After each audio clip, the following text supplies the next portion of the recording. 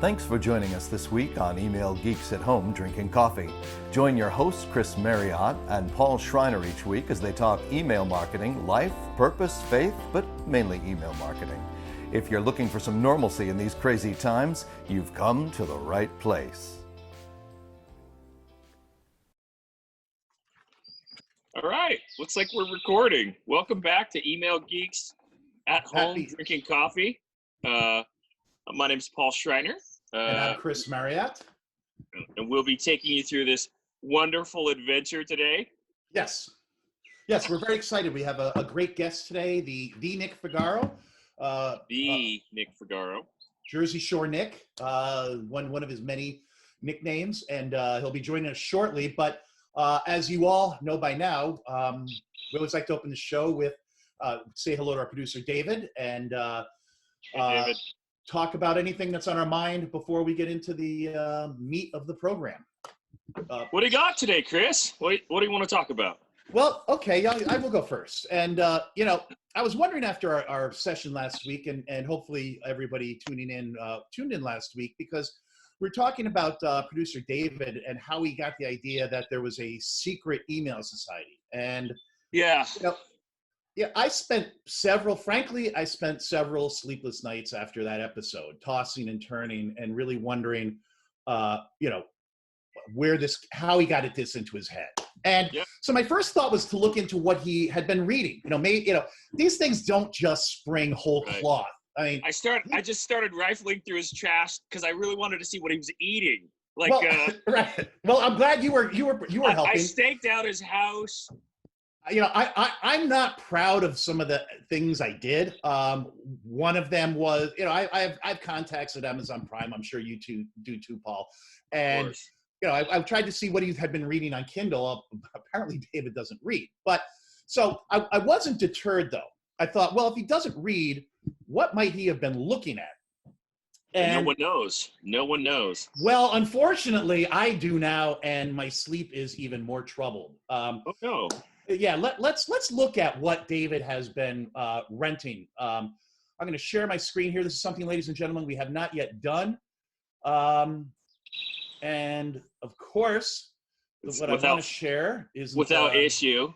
Absolutely killing it with the technical today. Yeah, absolutely killing it is right. I can tell that it just started working for you because your face lit up white. Okay. Here we go. Let's try this. Hey, your screen check. Looks like Zoom, Chris. Now, can you see that? Yeah, I see Zoom. Did you share the right screen, Chris? I'm trying to. This is always, this is what happens when you do live podcasts. This is what happens. Here we go. No, Finally, it's showing up. Okay, here we go. So good. Okay, here we go. So, can you see my screen now? I do. Yes, Chris. So, yes. So this is going back. This is going back a few months. David apparently located and viewed a movie called The Email Geeks. As you can see, personalization, list hygiene, A/B tests. How far will she go to fit in? Now, taken alone, not much to think about this, but it gets worse. Next movie he rented. David. The HTML code. Seek the template, seek the HTML code. David. This was, there was beginning to be a pattern. I wasn't yet ready to panic. Then I checked the next movie he rented, A Walk in the Marketing Cloud, and full-on panic began to set in. Well, probably because it's a Keanu Reeves movie, huh? Well, and you know what, Paul? You just hit upon something that troubled, because you're right. It was a Keanu Reeves movie, and guess what? What? No. So it was the next one. This rental, Eli Roth film. Torture porn. Yeah. List rental. You've been a bad boy. Yeah. What's next? Bill and Ted's Excellent Adventure? Nope. Life cycle email campaign. Oh. Everything that has a beginning has an end. Has an end. Everything that has a beginning. And again, Keanu Reeves. David, what is your infatuation with Keanu Reeves? Well, I mean, that's the question. Is it his infatuation with Keanu Reeves, Or is it email? Reeves, or is he somehow the head of the secret society? Now, Oh my. we still hadn't resolved that question until the final movie, which is what he rented the week before our show last week. The Cool Kids of Email Marketing. Five strangers with nothing in common except email. Yeah. So what this tells me, David, is hiding right out in the open is a group of email marketers who are subtly trying to influence young minds like yours. And they're sending subliminal messages about email marketing. And clearly you got hooked. Well, I just want to end this portion by saying, if this is what the Cool Kids of Email Marketing are about, warping young minds like David's, Sign me up. I for one want nothing to do with them and will not, if tapped, join this organization. That's David, what I meant. That's what I meant to say. I didn't mean to say sign me up. Okay, and David, what say you, David? Yeah, do you have anything in your defense? I'm going to stop the share. Guilty as charged. I'm not going to pretend like I'm above all of this, like any of this isn't true. I was a movie buff for the greater part of my life, and now that I'm relatively new to the email marketing space, I'm hooked. I'm in. And if I can find a hybrid of those two things, those two passions, email marketing and film, then that's the rabbit hole that I go down. Plus, Keanu Reeves is underrated and kind of part of the zeitgeist right now, and has been for a good year or so. Yeah. Well, all I can say is, who knew there was a subgenre of movies coming out of Hollywood around email marketing? And specifically email marketing and Keanu Reeves. That Venn diagram. I want movies about email marketing. I want movies with Keanu Reeves. Zoop. Yeah. Who knew the overlap was so big? Who knew the overlap? So frightening, David. We'll talk more about this, I'm sure, in the coming weeks. But for the time being, at least, I've canceled your account with Amazon Prime. You won't be able to be renting any more of this. At this point, I think Paul and I, if you need to rent a movie or see a movie, talk to Paul and I. I'm sure we've got things like the Trolls Worldwide Tour or one of the Lego movies that I think is probably more your speed at this point. We got to bring you back. Anyway, Paul, that's my story for the week. And a story it was, Chris. Oh my goodness, shocking. So I got a new shirt. Oh, there we go. Now I want. Here, hold on, Chris. Hold on. Oh. Oh, there we go. Oh, look at that. Can you see that okay? Yes, we can. Now, one of the things that I've given away with the quarantine is clothes that fit. You know what I mean? Yeah. But, I found this shirt online and I was like, I need that shirt. I hope I get a cut of that. Now, do you know the backstory about that photograph? I do not, Chris. Dan McDermott, for several years at Email Insider Summit, Dan McDermott and Epsilon would host the final dinner in Park City. And one year they had an ugly sweater event, and everybody was given an ugly sweater, or in my case, an ugly vest. And as you can see, I'm proudly wearing the vest. And frankly, I don that very same vest every Christmas Eve in the spirit of the holiday. So I still have that. Dan, thank you very much if you're listening. I still have my ugly sweater. Definitely expect the tag on Twitter, Dan. It's coming. Now, question number 2. I also got this hat, Chris. I don't know if you can see that or not. Oh. Now, who knew that this stuff was just out there and you could buy it? I for one did not, because I'm not getting a cut. So these are pirated items. Chris, I believe this is a picture of you in high school from the musical Bye Bye Birdie. How up here? Yeah, yes. What role did you play in this musical, Chris? I played Conrad Birdie. I mean, can you imagine me in any other role other than Conrad Birdie, the rock star? I mean, I was a natural. I mean, I was a natural in the role. And, I to this day, I routinely get, it was more years ago than I care to admit, but to this day, I still get fan mail. We love you, Conrad. Oh, yes, we do. We do. Yes, was there any songs that you remember from that musical, Chris? Many. I had the role was mainly a singing part. It had very sparse lines. I sang 3 tunes, I believe. Oh, one last kiss. Just give me one last kiss. It never felt like this. No, never felt like this. You know I need your love. Oh, give me one last kiss. There you go. There you go. And You who know did what? we get you singing this morning? This show had, we're always trying to break down, Walls and walls barriers. and now we bring music to the show.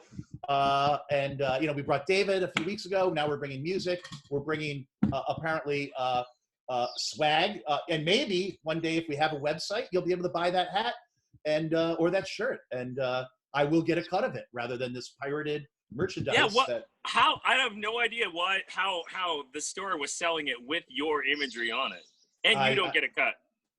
It's appalling. Frankly, it's appalling, and they'll be hearing from my lawyer very soon. Now, Paul, before we bring Nick on, looks like he's jumping on right now. Oh, okay. Well, then, do you want to just? Well, you can describe your background after we bring Nick on and welcome him to the program. Paul, you want to start? Well, Nick, you start. No, Nick. Yeah, Nick. No, Hey. I thought Chris, you were talking to me. guest, I don't know. All right, we start with our guest. I forgot. Chris, Go ahead. It just feels rude to not. All right, Nick. Yeah, I thought you start with the guests, and All right. then that's part of selling. So I am drinking green tea. I am a green tea. I'm not a coffee guy. I'm a green tea guy. Strangely, it doesn't look very green on the screen. I wonder if you have a photo filter or something. I don't. It probably looks like something else, Yeah, it does. but it's green tea and it's tasty. Got it. Very good. Okay. Like usual, I am drinking Santo Domingo coffee from the Dominican Republic, a island paradise that Paul and his wife were due to go to about 4 weeks ago on an all-paid-for trip from our company that got canceled. So we're very sorry for that, Paul. I'm starting to think we may never travel again. Well, there's always next year. Correct. Things to look forward to. Thanks, Chris. Thanks for putting icing on that cake. All right. Well, do you want to talk about what you're drinking, or should we get on with the program? Sure. Yeah. I'm just drinking Aldi's coffee today, but out of my coffee press that I showed you last week. Yep. Remember that? And Bird's background, you're in your backyard, I take it? A change of location? Yeah. So we live in a bird wildlife sanctuary up here on Signal Mountain, Walden. And so one of my favorite things in the morning is to get up, have coffee out on the deck, and just listen to the birds. And I thought if it wasn't too distracting, I'd share it with all y'alls. Yeah. Did I say something wrong, Chris? No, I'm Southern too. Yeah, neither of us are Southern, Chris. We just play that role when we're in the state.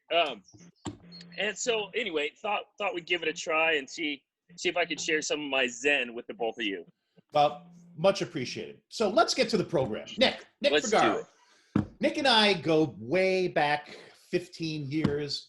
We worked together at Axiom and Axiom. Well, we worked together at Digital Impact, which became Axiom Digital, which became Axiom. And that was back when Nick was an email marketer. Nick since has launched a new company 8 years ago, which we'll hear about today.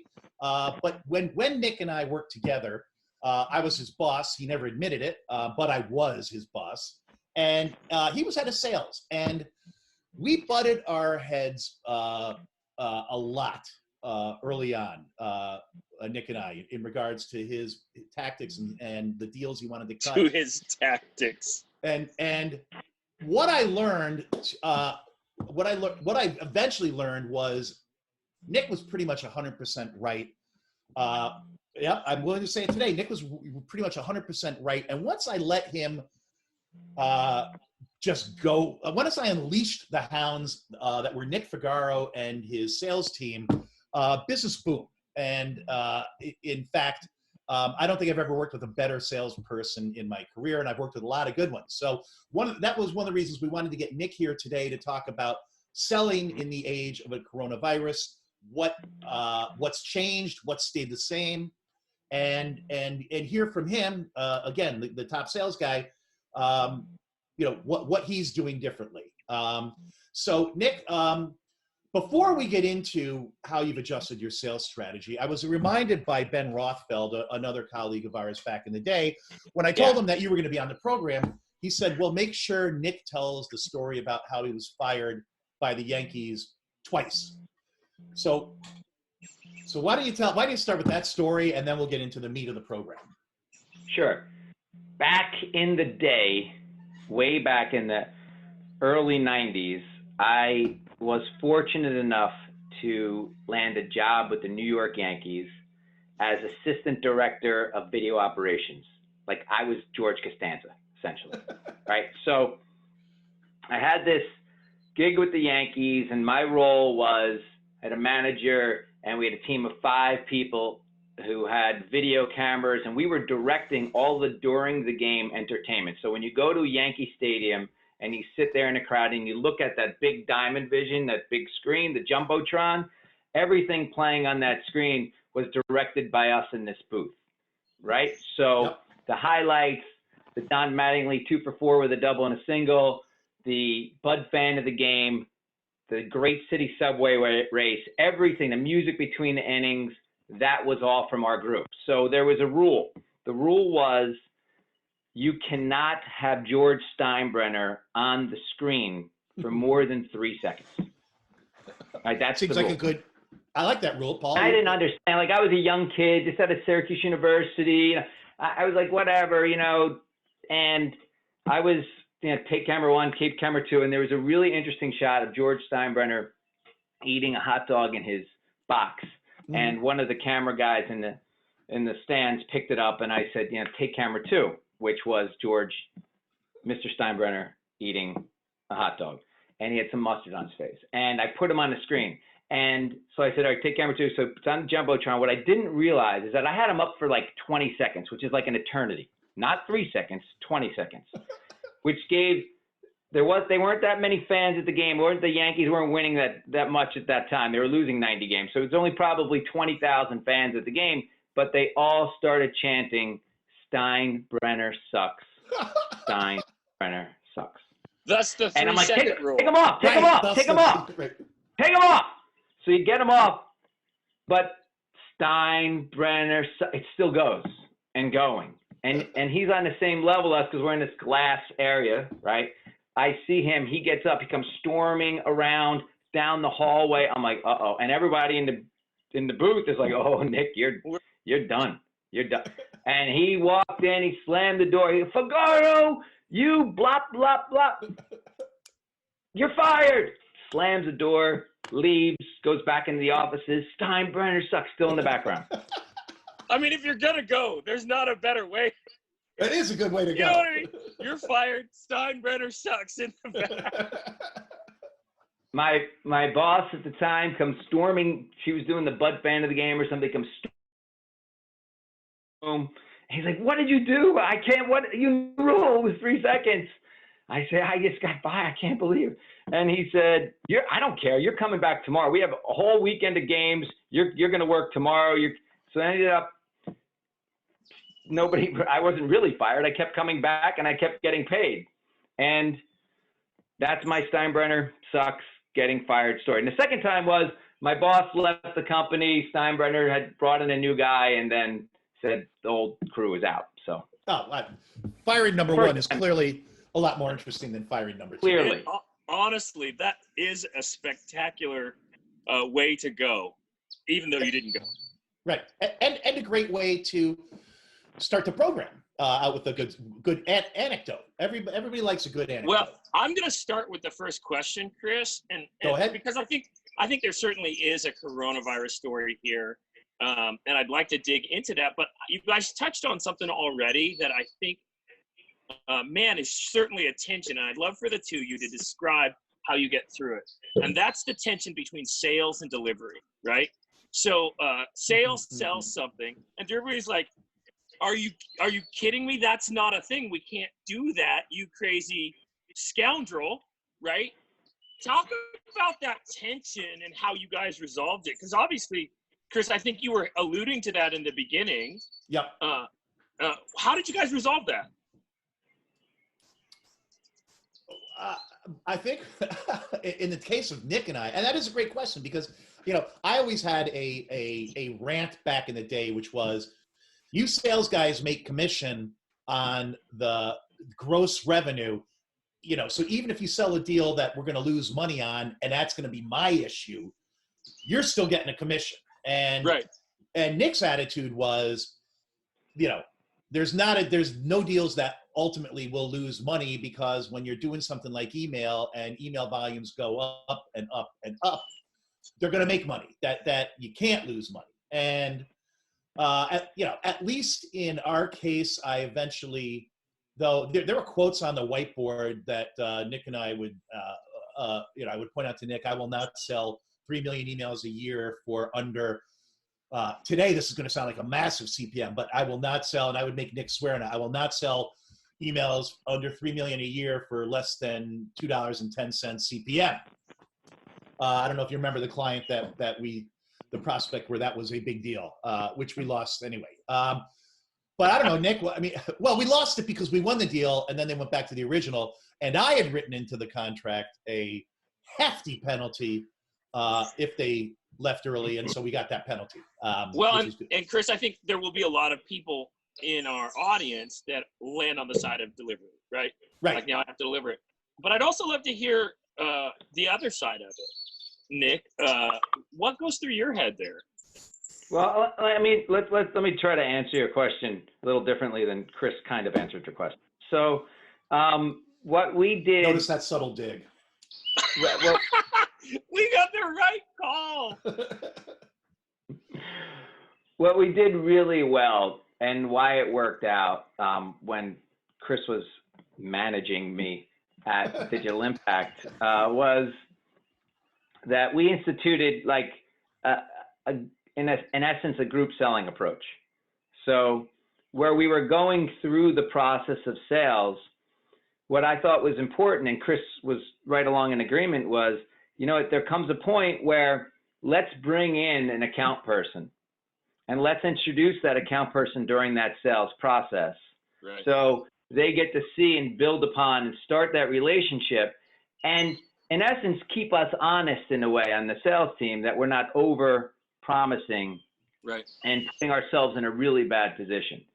So when, you know, and we bring them in strategically at a time where it made sense, where the program was a little bit more outlined, because it never really was just selling email for whatever, $2.10, whatever you said, Chris. It was selling everything, right? It was selling the account team, the services, the creative on top, the strategy. You know, if you just sell if you're just selling email, then what's the point, right? It's selling the group, the vision, and all the additional services. And that's what separated us, and that's why we were successful. Yep. So when you bring in an account person to help along the process, it helped keep everybody honest when it comes down to delivering. Right. So you've been given the mission, the charge of go and hunt, go and kill, right, Nick? I mean, that's like, bring business in, close business. That's the end of the day, right? And so that's what you do, where success is not just around bringing food back to the pack. It's also sort of making sure it's the right food, right? And that's where the idea of sort of looping in delivery team at stages in the sales process, again, brings you down to earth. Is that close to what I understood? Yeah, I mean, that's absolutely, that's true. Yeah. Yeah, and I would agree with Nick on that. And that's something I've carried through up till today. As you know, my business, Paul, Nick, is managing the RFP process. And one of my favorite ambushes when we have in-person meetings is when the vendors are presenting, their proposal and whatnot. And at some point in the meeting, I am going to ask, okay, how many people, vendor A, how many people, raise your hand, if 6 months after this deal is closed, you're still going to be involved with the client. Because what I'm doing is looking for exactly what Nick is talking about. You know, have they sent 7 people, all whom are salespeople, and none who raise a hand, or have they sent, you know, a combination of people that are that are going to be responsible for that client if they win the business, not just responsible for that, for closing that business. And I think Nick's exactly right. I mean, we used to bring our creative director to meetings. You know, we'd say dress in black, drop some F-bombs, and you know, but you know, be creative on deals where creative, the word creative hadn't even been mentioned, because we wanted to make sure that they knew what our capabilities were beyond what they were asking for. And it also, you know, you know, who wants to look at, you know, Nick and I both agree that demoing a platform is among the most boring things you can do. And you're not going to bore people into buying from you ever.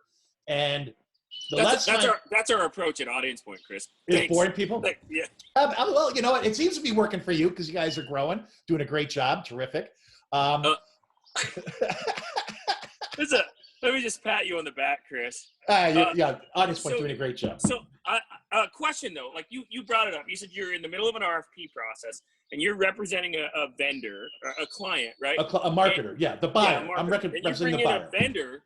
You said you look for non-sales people. Yep. And is that? Tell me why. Is it because they have a more holistic view on what they're providing? Is it because they're not just selling? Tell me about that, and then we'll switch this over back to Nick. Okay. Well, and again, it's because that's where Nick and I finally had the meeting of the mind, which is, again, I look for, I want to know, salespeople will tell you up and down.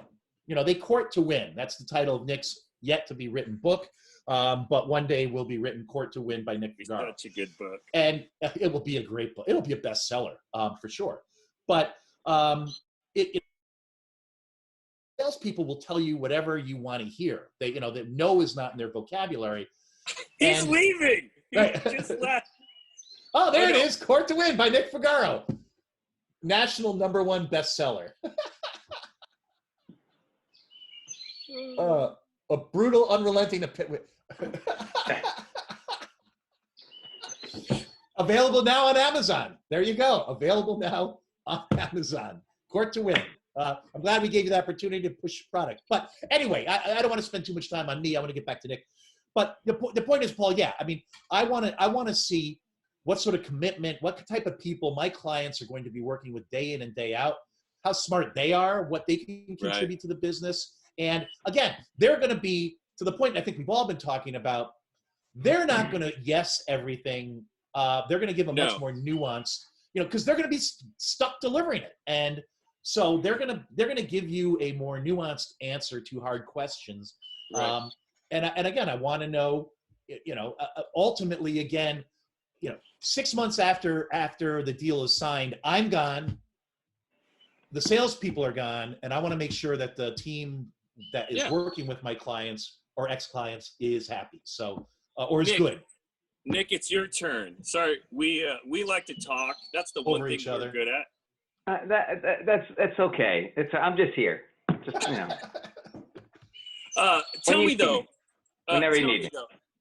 You are a very successful salesperson coming out of email and into sort of your own thing, which we want to hear about now.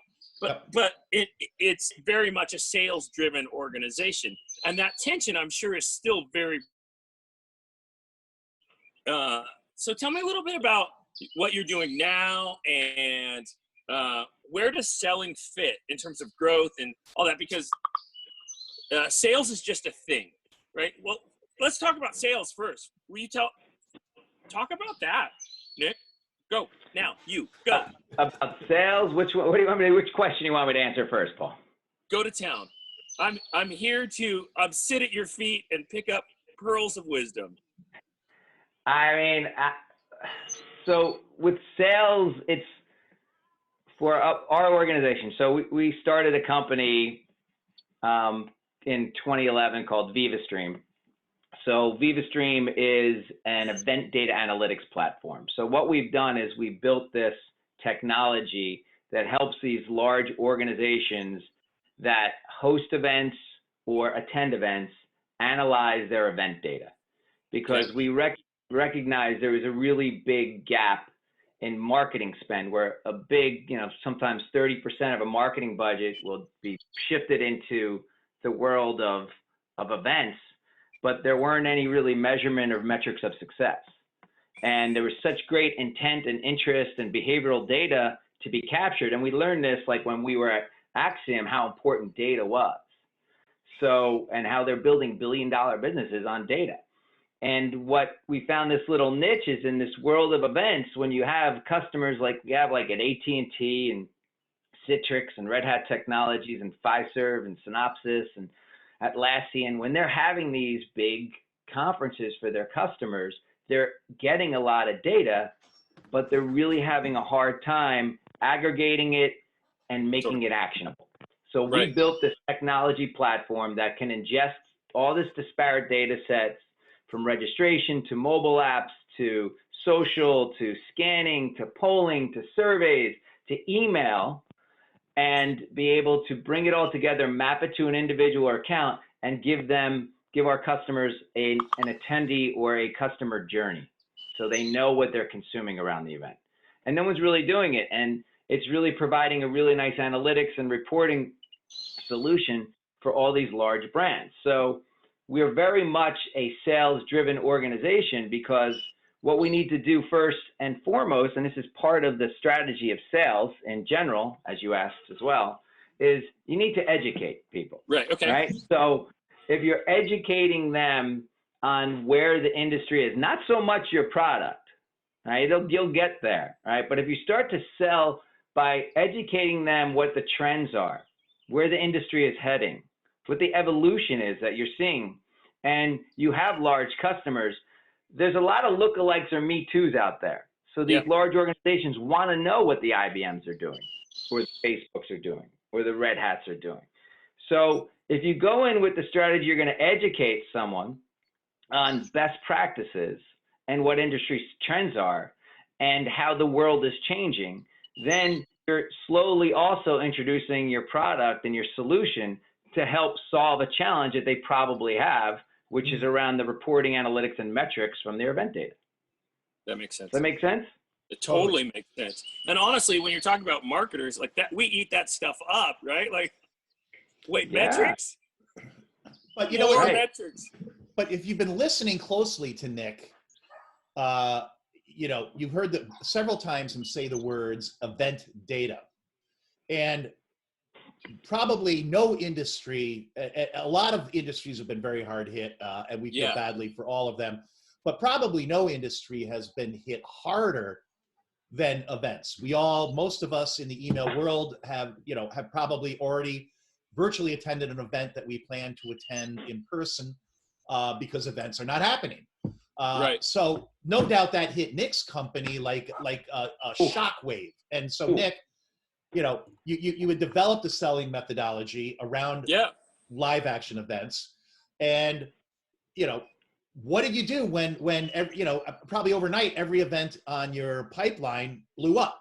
How did you alter your selling strategy? How did you pivot your company? Talk to us about that. Yeah, it was quite the punch in the gut. So what happened was, soon as the COVID-19 started to hit and gain traction, we still had big customers planning on having their in-person events. When you have in-person events, a lot of them happen right around now. Like the spring is huge, the fall is huge, right? Yep. So big time. So within 5 days, 5 of our customers canceled their in-person events. Wow. So all of a sudden, $300,000 of expected revenue that we were going to get within the next 60 days off the books is gone. Right? So, okay. We were smart enough to recognize that when Facebook canceled their developer conference in February, that others were going to follow that pattern as well. So what we did was we were very focused on in-person events. Right. But what we quickly recognized was there's going to be an opportunity with virtual. We think these customers and these companies are going to move to virtual. So we bet on virtual early. So we quickly identified who those large virtual platforms were. And we never even looked at virtual before. We were only really focused on in-person events and things like that because there's a ton of data there. But we all of a sudden said, okay, let's look at these virtual platforms. Let's start integrating our reporting and analytics technology into what those platforms have. Let's take a look at their APIs and see what they're measuring. So we identified quickly at the end of February and early March who those top companies were. And we immediately started reaching out to them to look at their API documentation to begin integrating what they're capturing with our analytics and reporting and measurement. And what we recognized during this process was they're really lacking in that area. It's a huge void that we're filling. They're very good at producing these virtual events and presenting the information and giving aggregate numbers on everything. But they, like in-person events, had a really hard time mapping the different behavior sets together. If I went to 5 different virtual sessions and I went to a general session and I answered all these survey questions, they couldn't do it. So all of a sudden now we're in this little space here where, oh my gosh, we're helping fill this void around virtual events. So when our customers all of a sudden started saying, hey, we're moving to virtual, we're going with On24, we're moving to virtual, we're going to Intrado, hey, we're going to Map4Digital, all of a sudden we're already there. And we say, great news, we're already integrated with those systems. So you're going to still get that same detailed reporting on an individual and account level that you were getting and in person, and now you're going to be able to see this in virtual. So they're like, yes. So we were able to recoup, almost all of that lost revenue. So it's been now moving forward. It's going to be really good. We hope that now we have, because we think there's going to be more of a hybrid approach with in-person and virtual. So we will be able to span both and really map both together and make us even more compelling. But I mean, it was, hair on fire, kind of very stressful, very difficult time. Well, and I think, but we're finding a way. I think that touching on that sort of COVID-19, one of the things that we've been telling sort of email marketers is, email marketing, when brick and mortar shut down, when all of your traditional means, when the economy has slowed, man, email is still showing up in people's inboxes, right? Yeah. It provides a revenue lifeblood, for the organizations. Yep. Fundamentally, when our email marketers are doing their job well, they are keeping their colleague employed, right? They are keeping their business open. They're doing all of those pieces. Sales, we've got sales and marketing, which are closely linked, but they're not the same thing, right? And so tell me about what the response has been when you're getting on the phone with customers. Is it positive? Are people excited to talk to you? Has it been challenging, frustrating? Are they like, I can't deal with you today, Nick? Yeah. So it's during these type of stressful times, it's super hard to win new customers, right? And when you're going after enterprises, like we're targeting large technology and large enterprises, Fortune 1000 companies, they still have a process of onboarding a lot of new vendors, right? You have to go through InfoSec, and then you have to go through, all these different procurement processes.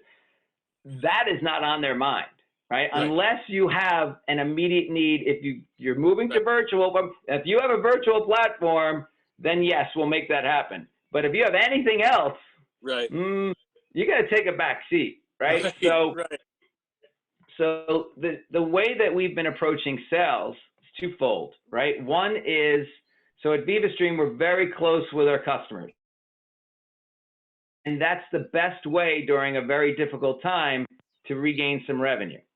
And so we focused on our existing customer base to educate them on where things are heading, what we can do to help them, and the type of analytics and reporting that VivaStream can deliver. So we looked at, all right, let's not go crazy on targeting all these new on our list that we have in our CRM system, and let's take a break there. Let's focus on our existing customer base, and let's explain to them that we have a solution to help them integrate with virtual. Right. And that's been working. So for the new, so we still have because we were making progress, Right. with a lot of our pipeline, and they're running with their hair on fire. How in 5 weeks am I going to get this event to go to virtual? Okay, but we still have a relationship that we're building. So the approach that we've taken with those types of prospects that we have somewhat of a relationship with was, hey, how can I help you? Would you like me to put you in touch with a Red Hat or an Atlassian that just went through this process? And you could talk to them and see how they overcame some of these challenges as they were making the shift. Right. Or would you like to see some of the learnings that we've found when launching these virtual campaigns? We're seeing 5x to 8x number of increase of attendees on a virtual versus in person. Right. We're seeing an opportunity to share more of your content beyond just this 2-day virtual event. Those type of information, those kind of that help that you're offering them, either with an existing customer or with giving them stats and information that they can then start to metric, is the way to sell, right? Because no one is going out right now and saying, I need to get some kind of metric of success around some reporting and analytics around my virtual platform. They're saying, how do I get my events to virtual? Right. Right. And so when you're emailing people in this sales approach, you really have to be very creative, but very succinct in educating them as a help or a support in this drip marketing type of tactics. You're not going to vomit all of your product attributes to them because they don't want to hear that right now. You're going to start with, we've helped these other companies make that shift in this transition into virtual. Are you interested in speaking with someone? I can make a connection to these people. And So that shift, that angle, that email approach is helping. I'll tell you what I like about that. And I've really seen a shift in the industry in the last probably 10, 15 years, maybe longer, but certainly that. Gone are the days of Dunder Mifflin, paper sales. Hey, Jim Halpert here. Let me sign you up for 10 reams of paper, right? Like, it's much more about, let me identify what your specific need is and really understand it and build that relationship. And out of that relationship, good salespeople see things the rest of us don't see, right? And so you're able to say, oh, right here, this might be a thing that would help you, as opposed to 20 reams of paper. It's so important. I mean, that consultative, strategic sales approach and that relationship building is the key to all successful salespeople. Tell me this, how many of your customers, how many prospects are on your personal Christmas card list? Are my what? On your personal Christmas card list. Not the, hey, Viva Stream, hey, this is Nick, happy holidays. All of them. All of okay. them. Well, that's what I mean, right? Like, all of that. I mean, we have a very good for example, when do clients send you gifts? It doesn't happen very often. 2 days ago, I received a really nice bottle of gin. Chris knows I like the gin. He does like the gin too, Nick. Nick. He likes the gin a lot. I like the gin. So I received a very nice bottle of gin from Red Hat because we just helped them with their Red Hat Summit, their virtual summit that just ended 2-3 days ago, whatever it was. And we really helped them through a very difficult transition process around integration and data flows and all of what they need to push into Eloqua and Salesforce.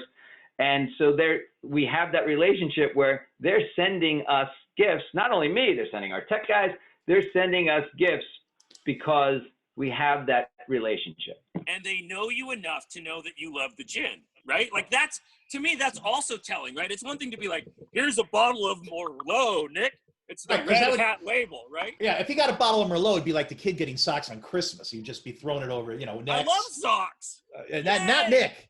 But okay, let's in the interest of time, I want to ask about, what, if anything, coming out of this? Because we're going to come out of it, and that's something Paul and I like to say, this too shall end. What, and everybody likes to say, XYZ has changed forever. And clearly the conference business is going to be changed somewhat. I think we all tended in the pre-coronavirus think, Oh, virtual conferences were sort of the, right. poor relative of actual conferences, and clearly with some of the bigger players getting into virtual conferences, that's changed. Do you think the conference business has changed forever? And as a follow-up, do you think the sales process has changed forever, or will both go back to normal when the rest of the world goes back to normal? Right. I'll start with the sales one, then we'll talk about the conference room. Because it's Okay. easier. Yeah, Chris with the hard balls. I love This that. the sales process shouldn't change, right? Uh-huh. Because the relationship building, consultative, strategic, helping approach is one that should be consistent, right? That's how you train your sales staff. Don't just send me stuff. Understand what I need and the value proposition that you can deliver, right? So I don't see the sales process changing that much, right? Okay. But the conference industry will change. Now, how it's a tricky question, and the reason why I pushed it to the second part is because more than other industries that I've seen, those people that run events and those companies that run events have run events with the philosophy of, we've always done it this way, Right. Right. right? Why do I need analytics? We've always done it this way. We get 3% of the people that fill out a survey, and we beat last year's attendance numbers. What do I need to learn about what they do? No one's really asking me. This is how we've always done it. So will they return to that? I don't know, right? I don't know. So I hope not. I mean, I think the value of saying, 70% of the attendees came to a workshop on HTML coding for BIMI, right? Like, that's magic when you can say, okay, if that's where our customers are, that's what we need to be building.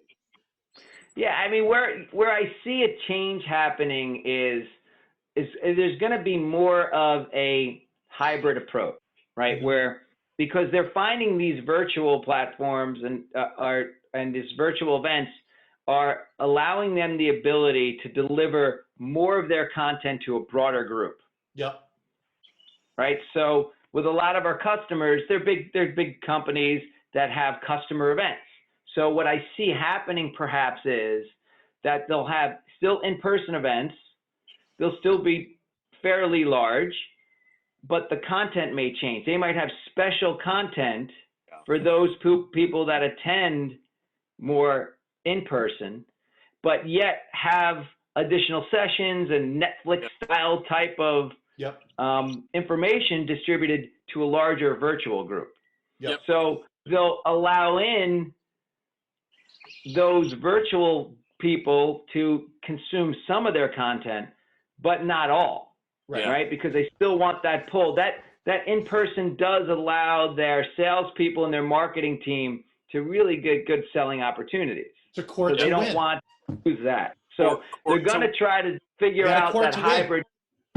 Can you Yes. court to win Really. without being on? I mean, don't you have to be face to face to court to win, Nick? It helps for sure. But what's changed in the world though is that there are clients that, believe it or not, we have that I have never even met in person. Right? That's changed, right? So Yeah. and maybe that's more of a technology. I don't know, more of a software sell because we have a software. That's what we're selling. Right. You're a platform now. Right. Right, which is interesting because, as you know, Chris, a lot of the way that we were successful is building that really close-knit relationships Yep. and getting sales. So there are, believe it or not, some clients that with or hung out with or met in person or shook their hand. So it's not my preferred style of approach, but it happens. Right. Yeah. So I think that will continue as well. But I mean, I don't know the answers to how the world's going to change yet because I don't know how much people want to go back to the way it was? Right. Or Yeah. do they want to look at this as an opportunity to be like, we could be different? Yeah. Yeah, think, I don't you know. I don't know. I think gone are the days of the conference at the raging COVID-19 parties where we would just COVID-19 it. That's the best Yeah, I got. I mean, I don't know. Thank you for the courtesy laugh, Chris. It's the best I had. Hey, you gave me. I mean, hey, you were you know covering what? me You said it, earlier, but so if they're younger, the younger, more millennial types might have a kids. different approach to that, right? They might not worry about the Right. COVID as much as someone old like me, right? Right. So No, I'm sure if we sent producer David, as an example, Paul, to a conference, I mean, he's a young guy. I think he would be, probably flaunting all social distancing regulations and not give it a thought. Doesn't care. Doesn't Throw care. caution to the wind. Doesn't Well, care. yeah, I mean, I don't know. Will they care? Will they not care? should it'll be they interesting. care? Well, and I think you're nailing the part of what I think is keeping me engaged right now, and that's that COVID-19, while it sucks, does introduce a whole lot of new problems to solve, right? New problems we've never even thought of before, right? And we can look at that and say, oh my goodness, ho hum, poor me, or see it as an opportunity, right? To be like, we can evolve, we can expand. What you were talking about, Nick, going, hey, we need to be able to support virtual conferences better. Insert industry here, Yeah. new problems. And I think that is a magical thing. I agree. Yeah, I mean, I think so too. It'll be interesting to see how it all shakes out. But I don't think, I don't know what's going to happen with the mindset of people in 2 months. Like, are Right. they ready to go back and like say, screw it, and enough's enough, Right. right? I'm going to go to a bar. I'm going to go to the Parker House in Right. Spring Right. Lake I'm going to Right. go to the beach on the in Jersey Avon. Shore. Yeah. I'm going to go there anyway. Yep. And then you get that, you might have that, but then you read today that the Osprey in Manasquan in the Jersey Shore has been there 75 years. They're not opening this summer because Right, of yeah. social distancing. So what's the mindset of the Yeah. people attending these bars? I don't know. What's the mindset of people attending a conference? I don't know. Yeah. Are they going to be so quick to jump on a plane and fly to New York City to the Javits Center Yeah. to go to Right. a trade show or a conference? Right. Well, and maybe, interest. I mean, that's an interesting point, Nick, because, there are those massive conferences. Yeah, I see. I'm going to make this point, and then I'm going to go to the lightning round, and I prepared this week. No, my only point is going to be maybe and again, this is supposition, but, Email Insider Summit, again, a conference very well known to the email community, has 200 people, 300 people. Maybe that will be, those types of The conferences will boutique spring back, ones. will come, Yeah. right, as opposed to, when is the next time anybody, I think, is going to want to go out to San Francisco for a Dreamscape? Or whatever. Dreamforce. Dreamforce. I always call it Dreamscape. It's like the Dreamforce, same yeah. thing. Right. Salesforce I mean, doesn't care. Call it whatever you want. right. Where you have They don't care about 50,000 branding. people, and maybe we'll, maybe in many, maybe that'll be a microcosm of how the world goes back. It'll be boutique, smaller things, and they'll grow from there. But time will tell. And but as Paul, pointing to his watch, indicate a blank watch, it's time for the lightning round. Nick Fergaro, this is every week we end our show with the lightning round, where I give you 5 words, one at a time. You give me Okay. the first thing that pops into your head when in response to the word. Ideally, a one-word Okay. answer, but we take more. And we will probably come revisit one of your answers, because what we're trying to do is get into the psyche of our guests. And Yep. and so this week's lightning round is the Jersey Shore edition. So, all right, here we go. Paul, again, prepared, actually printed out on paper last. Atta kid. I embarrassed the whole organization last week. I was not prepared, but this week I'm prepared. Well, I blame David that I wasn't prepared. But anyway, all right. Word number 1: beach. Avon. All right. I don't know. That. Boardwalk. Spring Lake. Taffy. Cape May.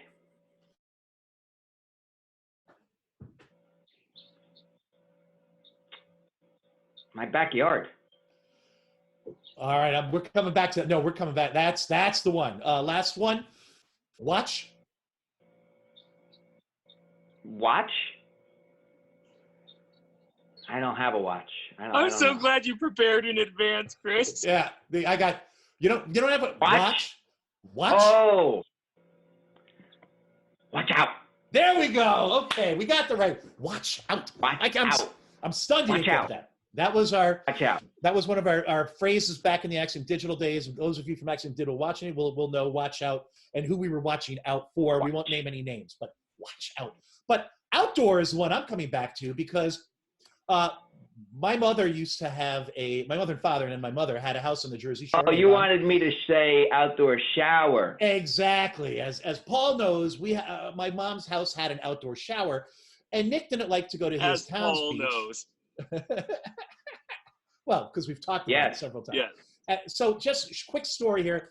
Nick used to come down to Avon, where we lived, or where my mom lived, and use the Avon Beach. And he discovered over time that my mom had an outdoor shower. So rather than put his kids in the car Sandy on their way home to where he lived, Middletown, he would come by, say hi to my mom, put his kids in the shower.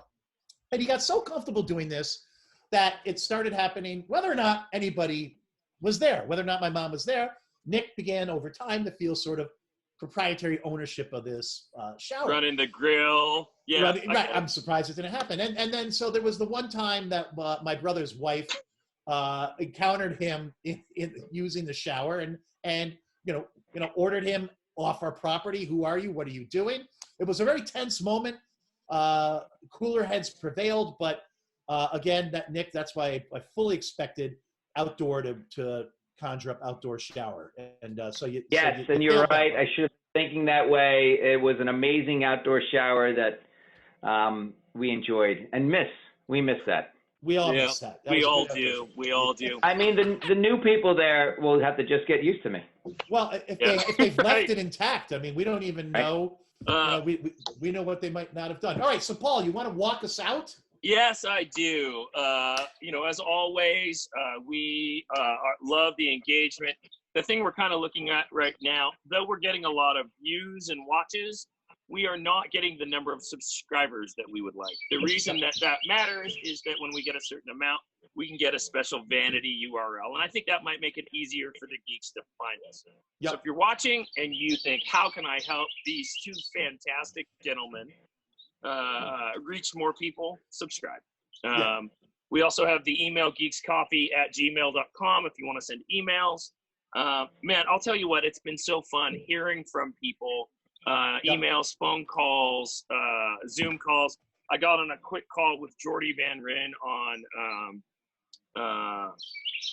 Friday at the end of the day. And we talked about this. We talked about, there's an article about us coming out there that I think you wrote, Chris. It's already out today. Yeah. So it's been really fantastic, the connecting points. Please keep them coming. Reach out. We can't reach out to everyone, but we want to hear from you. So let us know. Let us know what's going on. Yeah, really, because we're coming down to crunch time. We have 2 more very exciting shows lined up in season 1. And as Paul and I has always said, we committed to 8 episodes. We feel like we delivered great people. And Nick, you did a great job this week. We appreciate it. Yeah, thank you. And you know what? As Paul said, let us know. I mean, we'll continue if we feel like there's an audience, and if people are tired of us, we'll thank you and end it at 8. So let us know. But Nick, great job. Good having you on. Yeah. You switched. I don't know what producer Paul was doing, but Nick used to be there. Now he's there, and now Paul's there. On my screen, I've been in the middle. I like the background, Paul, better than the room. So this might be a new thing. Nick. We'll see. Have a great week. Thanks again. Yeah, for being you too, on. everyone. Thank you for having me. I like your little geek show. It's awesome. Thanks, A little Nick. geek show. There's another backhanded compliment. Well, that's our Nick Figaro. So until next week, people, thank you. All right.